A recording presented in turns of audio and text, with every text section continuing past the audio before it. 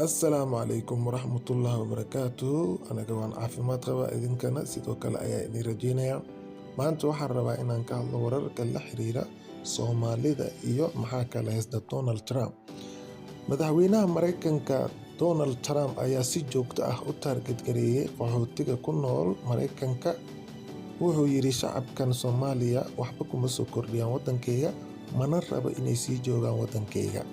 Isagoo la hadlaya golihiisa wasiirada, madaxweynaha Mareykanka wuxuu yidhi waddo qaldan ayaan ku soconnaa haddaan ula dhaqanno waddankeena inuu noqdo meel qashin ah.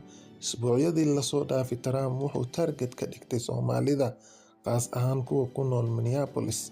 Wuxuu yidhi waxay nagu sababeen dhibaato. Trump wuxuu joojiyay TPS-ka, taa oo Soomaalida sharci u siinaysay inaan la musaafurin karin. Trump wuxuu sii laba jibaaray weerarka uu ku hayo Soomaali nacaybka. Soomaalidu wuxuu yidhi waxay burburiyeen waddankayga.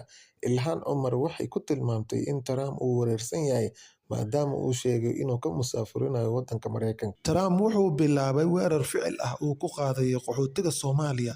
Trump wuxuu yidhi isagoo la hadlaya wariyaasha, Soomaaliya waddankayga waxba kuma soo kordhiyaan.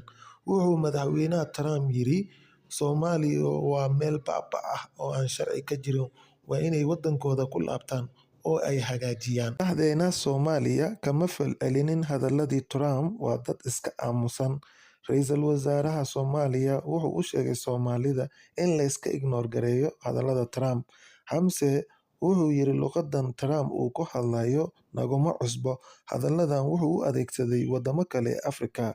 Wuxuu ula muuqataa falcelintii Xamse waa mid diiran, maxaa yeelay Trump markaa wuxuu lahaa Soomaalidu waa qashin. Wuxuu kaloo yidhi Soomaaliya ma aha waddan dowlad leh, annagoo haysano dowladda federaalka oo waddamo badan laga aqoonsan yahay.